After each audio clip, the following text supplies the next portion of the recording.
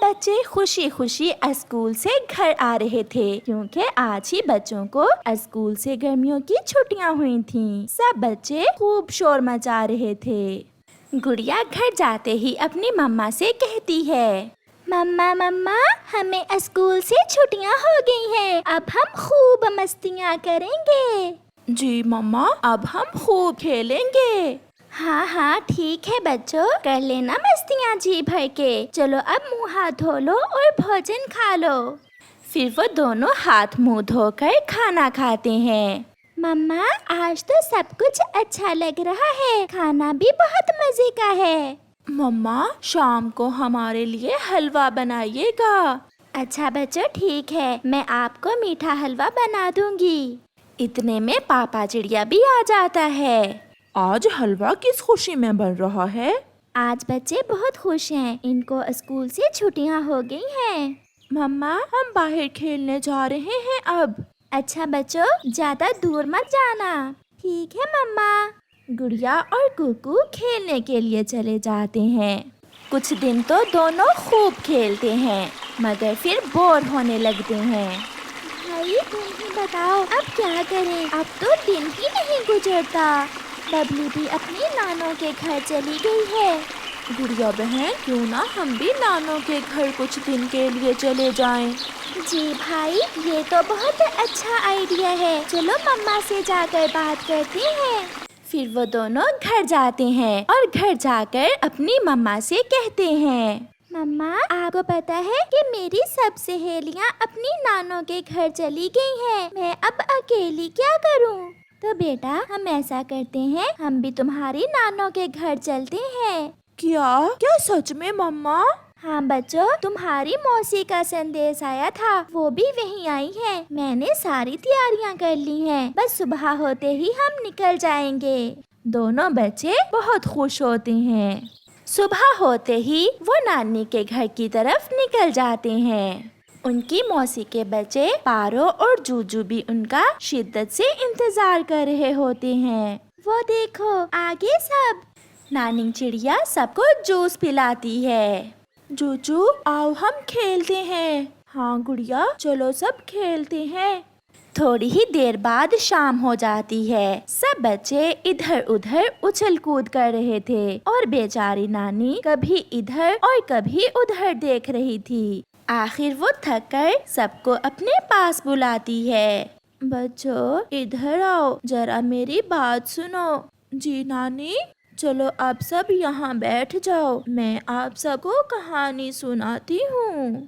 جوجو جھٹ سے بولتا ہے، نانو کوئی ڈراؤنی کہانی مت سنائیے گا۔ اچھا بچوں۔ کوکو مسکراتے ہوئے گڑیا کی طرف دیکھتا ہے اور گڑیا سمجھ جاتی ہے کہ اب کوکو ضرور جوجو کو ڈرائے گا۔ نانی ماں کی کہانی سننے کے بعد سب بچے سو جاتے ہیں، لیکن کوکو تو جاگ رہا تھا۔ وہ من ہی من میں سوچتا ہے، آج تو بڑا مزہ آنے والا ہے۔ کوکو آہستہ آہستہ قدم آگے بڑھاتا ہے کہ اچانک پیچھے سے زوردار بھاری آواز اس کے کانوں میں پڑتی ہے۔ کوکو تو چیخنے لگ جاتا ہے، مما مما۔ کوکو کی آواز سن کر گڑیا ہنسنے لگتی ہے۔ گڑیا یہ کون چلایا ہے اور تم ہنس کیوں رہی ہو؟ مجھے لگتا ہے کہ کوکو بھائی نے جوجو کو بھوت بن کر ڈرایا ہے۔ گڑیا پھر سے ہنسنے لگتی ہے۔ چلو گڑیا چل کر دیکھتی ہیں۔ گڑیا اور پارو دونوں کوکو کے پاس جاتی ہیں۔ یہ کیا، یہ تو کوکو خود ہی چلا رہا ہے۔ پارو بھی ہنسنے لگتی ہے۔ لگتا ہے کہ اس سے پہلے کہ کوکو بھائی جوجو کو ڈراتا، جوجو نے کوکو بھائی کو ہی ڈرا دیا ہے۔ مگر گڑیا وہ دیکھو، جوجو بھائی تو گھوڑے بیچ کر سو رہا ہے۔ پھر وہ دونوں بھی ڈر جاتی ہیں۔ کیا ہوا کوکو بیٹا؟ مما مما، بھوت کی آواز سنی میں نے۔ کوکو ڈر کے مارے کانپ رہا تھا۔ اتنے میں جوجو بھی اٹھ جاتا ہے اور نانی ماں بھی وہاں آ جاتی ہے۔ کوکو بیٹا تم یہاں کیا کرنے آئے تھے؟ تم جوجو کو ڈرانے آئے تھے نا؟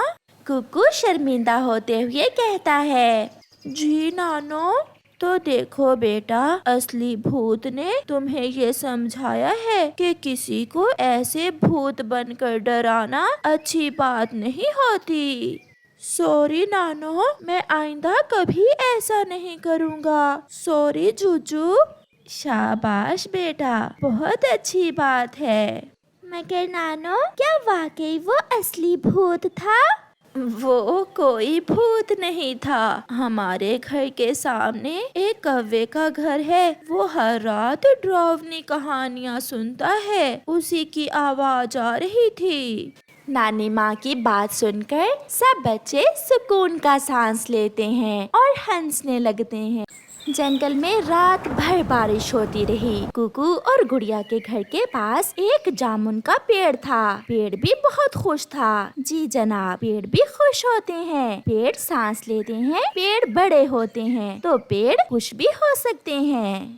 واو، دیکھو گڑیا بہن، کتنے پیارے جامن لگے ہوئے ہیں۔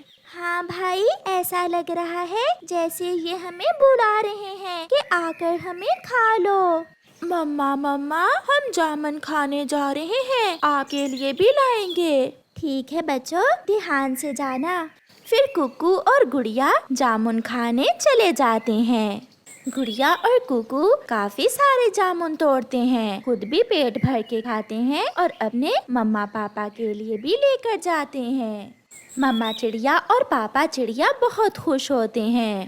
واہ جی واہ، آج تو ہمارے بچے ہمارے لیے جامن لائے ہیں۔ کوکو کچھ جامن رکھ لیتا ہے۔ بیٹا، یہ کس کے لیے ہیں؟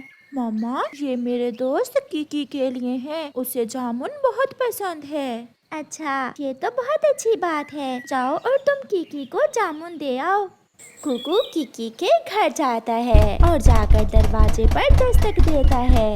کیکی، دروازہ کھولو، دیکھو میں تمہارے لیے کیا لایا ہوں۔ کیکی دروازہ کھولتا ہے۔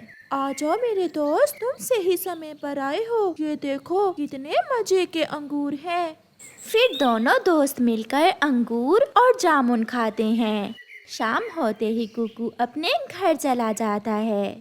جب صبح کوکو اٹھتا ہے تو وہ کیا دیکھتا ہے کہ وہاں جامن کا پیڑ ہی نہیں تھا۔ کوکو اور گڑیا رونے لگتے ہیں، انہیں وہ پیڑ بہت پسند تھا، اب وہ جگہ خالی پڑی تھی۔ وہ پیڑ کچھ انسان کاٹ کر لے گئے تھے۔